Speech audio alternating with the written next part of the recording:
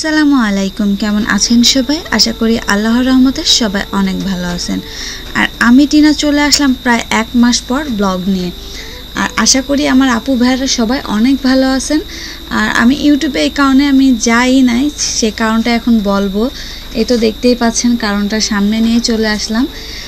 আমি যে কম্পিউটারটা দিয়ে ভিডিও এডিট করি, আমার কম্পিউটারটা আর কি ডিস্টার্ব দেয়, এই কারণে আমি এতদিন ইউটিউবে আসতে পারি নাই।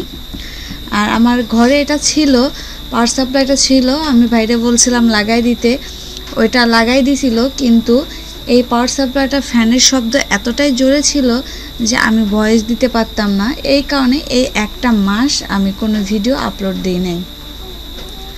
তারপরে মাহির বাবারে বললাম যে তুমি যে পাওয়ার সাপ্লাইটা ঘরে রেখে গেছিলা ওইটা তো খুবই ডিস্টার্ব দিচ্ছে, আমি ভয়েস দিতে পারতেছি না। পরে বললো তো ঠিক আছে, কষ্ট করে থাকো, 1 মাস কোনো ভিডিও আপলোড দেওয়ার দরকার নাই, আর আমি 1 মাসের আগে যেতেও পারবো না।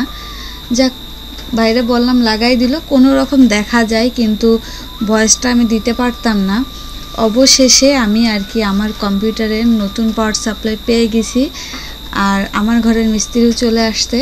আর আমার হাজব্যান্ড তো এসব কাজ খুবই ভালো পারে, আর এই জন্যই আজকে আমি ভয়েস দিচ্ছি। আর এই তো আমি ভিডিওটাও এডিট করলাম। আজকে থেকে ভিডিওটা আবার রেগুলার থাকার চেষ্টা করব। আর হাজব্যান্ড আসতে আমাদের আর মাহির জন্য কিছু জিনিস নিয়ে আসতে, ওই ভিডিও দিয়ে আর কি ভিডিওটা শুরু করলাম।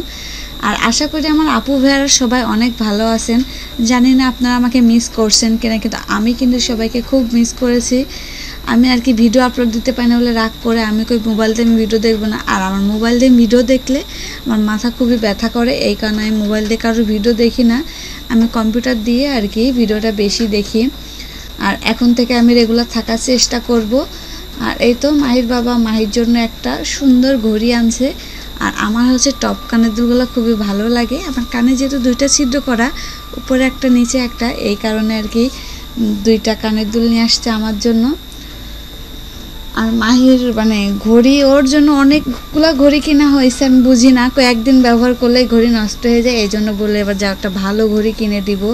আর মাহি যেহেতু কেক খেতে পছন্দ করে, ওর কেকের জন্য একটা ভিভো হুইপ ক্রিম, তারপরে হচ্ছে ও মার্শমেলো খেতে খুবই পছন্দ করে। আর চেরিটা আমি কেকের জন্য নিয়ে আসা নাই, চেরিটা আমার মেয়ে খুবই পছন্দ করে। ও কিন্তু মাশাআল্লাহ অনেক লক্ষ্মী, ও যে একসঙ্গে সবগুলো চেরি খাবে তা কিন্তু না, এটা ফ্রিজে রেখে ও প্রত্যেকদিন একটা করে চেরি খাবে।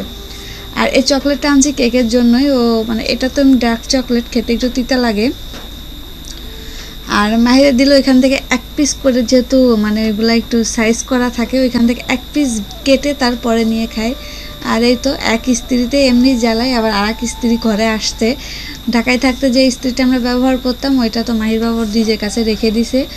আমার খুবই দরকার পড়ে না, আমি কি করি, আমার কাপড় চোপড় ভাঁজ করে বালিশের নিচে রেখে দিই, সমান হয়ে যায়। আর বাইরে যখন কাপড়গুলো নাড়ি আমি তুলে নিয়ে আসি, সমান থাকা অবস্থায় কাপড় ভাঁজ করলে আসলে আয়রন করার দরকার পড়ে না। আর ও যেহেতু আসলে শুক্রবারে ওর আসে একদিনের জন্য, ওর আর কি ছেলে মানুষ তো, ওর আর কি দরকার পড়ে, এই জন্য এখানে মূলত ওর জন্য এই ইস্ত্রিটা কেনা। আর তো আমার হাতে ঘড়িটা খুব একটা সুন্দর লাগতেছে না, ফর্সা সুন্দর হাত হলে আর কি বেশি ভালো লাগতো।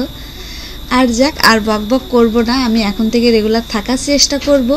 আমার আজকের এই ভিডিওটা যদি আপনাদের ভালো লাগে তাহলে প্লিজ আমার চ্যানেলটিতে সাবস্ক্রাইব করবেন, লাইক শেয়ার কমেন্ট, আর পাশে থাকা ছোট্ট বেল বাটন অন করে দিবেন, তাহলে আমি যে কোনো ভিডিও চাই সঙ্গে সঙ্গে আপনাদের মোবাইলের নোটিফিকেশন চলে যাবে। আর যারা অলরেডি সাবস্ক্রাইব করে দিয়েছেন তাদেরকে অনেক ধন্যবাদ। আর আজকের মতো আমি এখানেই বিদায় নিচ্ছি। আল্লাহ হাফেজ, আসসালামু আলাইকুম।